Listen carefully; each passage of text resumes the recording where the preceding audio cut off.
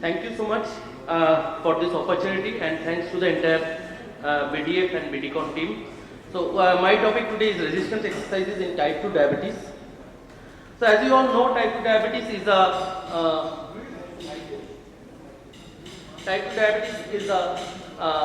globally pandemic now, and India is among the top 5 countries with the highest type 2 DM prevalence, and it is bound to increase more by the year 2045. And fortunately, we have, luckily or unluckily, 2 therapies that leverage on 2 modifiable risk factors of type 2 diabetes. One is overnutrition that leads to obesity, and second is physical inactivity. So roughly, we have 2 types of exercises for diabetics. Mostly that is prescribed, that is aerobic exercise, which involves the prolonged activities that increase heart and breathing rates, such as walking, swimming and cycling. And they improve the cardiovascular fitness, weight management, and reduces the blood glucose levels during and after activity. And on the other side, we have resistance training, which focuses on building muscle strength using different kinds of weights, resistance bands or body weight exercises, which enhances the muscle's mass, improves the insulin sensitivity and increases the basal metabolic rate, which helps in the better glucose management. So these are the benefits of aerobic exercise for type 2 diabetic patients. They help in the glycemic control, and they can reduce HbA1c levels to an average of 0.7%. They improve the cardiovascular health and causing favorable lipid profile, and also weight management, supports the weight loss and maintains healthy body weight. But there are certain limitations of aerobic exercise in diabetes. I'll just list them. One is hypoglycemia risk is there. People having diabetic skin insensitivity due to diabetic foot or related disorders, cardiovascular disease patients and high blood pressure, they are not fit for aerobic exercises. And also there are significant medication interactions in certain medication like the beta blockers. They can affect the heart rate and the blood pressure responses to exercise. Dehydration risk is always there, and also aerobic exercises may worsen the neuropathy in diabetic patients. Eye damage can also occur, and also other health conditions like the osteoarthritis, advancing age and risk of fall, etc. is always there. So on that note, resistance training, they are the exercises that cause muscles to contract against an external resistance with the expectation of increases in strength, tone, mass and or endurance. There are 4 types basically. One is free weight using the dumbbells and the barbells. Second is weight machines. You provide the resistance with adjustable loads that we frequently see in the different gymnasiums. And also you have these body weight exercises where you use your own weight. And finally we have the resistance bands, which offer variable resistance and portable. They can be used for a variety of exercises, enhancing both the strength and flexibility. So there are various benefits of resistance exercises as well, mainly the muscle mass improvement. Increases the lean muscle mass, which is actually a metabolically active muscle mass, which enhances the glucose uptake and increases the reduces the insulin resistance. Insulin sensitivity increases by around 20 to 30%, reducing the risk of hyperglycemia. And the metabolic benefits, by reducing body fat, it lowers the blood pressure, favorable lipid profiles also. So this is a forest plot of effect of resistance training versus control on HbA1c. As you can see over here, resistance training favors most of the trials that were seen in this study, in this meta-analysis, they favored the resistance training over control group. If you look at the resistance versus aerobic exercise in type 2 diabetes, we have found this particular study that compares the effectiveness of resistance exercises as against aerobic exercise in type 2 DM. And this was a systematic review and meta-analysis of 8 clinical trials. Most of the participants were aged between 40 to 60, conducted in multiple countries. So let us see what was the key finding. So it improved, resistance exercise improved, VO2 max was improved significantly, but there was no significant difference between aerobic exercise and resistant exercise in terms of glycemic control. So overall, to conclude, resistant exercise may provide superior cardiovascular benefits without any significant difference in glycemic or lipid profile. So this is the summary of resistance exercise in type 1 diabetes also, not only in type 2, but you get the same amount of benefit in type 1 diabetes as per different published data. And also in some cases of gestational diabetes, wherein the ladies cannot, during gestational period, they cannot perform any aerobic exercise adequately. So in those cases also resistance exercise has got a important role to play.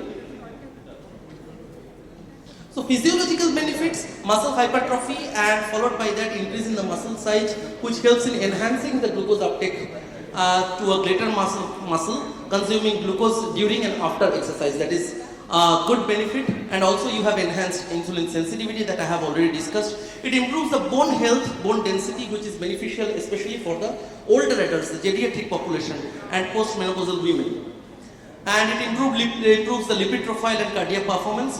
HbA1c reduction, from various studies it has been seen, resistance training alone can reduce HbA1c on an average of 0.3 to 0.5%. And there are certain psychological benefits also that we cannot ignore, like improves the mental health, increases the self-efficacy, building strength and lead to improved confidence, and thereby it causes improved quality of life. So I did a PubMed search filtering only on the last 1 year. So there is plenty of data, scientific published evidence in support of resistance training. I could find 11 meta-analyses, 26 RCTs and 18 systematic reviews only within the last 1 year. So these are the guidelines given by American Diabetes Association and American College of Sports Medicine. They recommend at least 2 sessions per week on non-consecutive days. Patients should perform from 5 to 10 exercises that include squat, push-up, abdominals, lift on ankles, so that all the principal muscle groups are involved. And the American College of Sports Medicine, they advocate 2 to 3 sets per exercise, 8 to 10 repetitions each, and both should include a warm-up period and a cool-down period of 5 minutes. And we should monitor with the maximum heart rate, which is given by this 220 minus H formula. So those achieving 50 to 70% of this maximal heart rate is performing the moderate intensity, and 70 to 85% of maximal heart rate they are achieving the vigorous intensity exercise. So these are the different guidelines. All of them, as you can see, ADA, EASD and the Canadian Diabetes Association, all of them advocate a mix of resistance training and aerobic exercise for at least few days in week. There are of course certain contraindications to resistance training as well, like unstable coronary heart disease, decompensated heart failure, pulmonary hypertension, acute myocarditis, aortic dissection. These are the absolute no-no areas. And relative contraindications are also there, like controlled hypertension, musculoskeletal abnormalities. So those are the relative contraindications. Now there are plenty of scope of research in this area.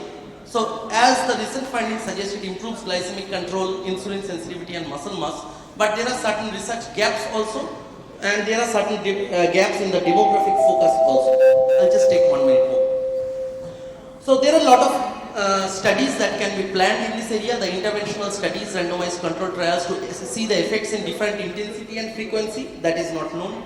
Mechanistic studies can be done focusing on muscle glucose uptake and insulin signaling pathways, and we can integrate technology also, exploring the AI-driven training programs in different cases.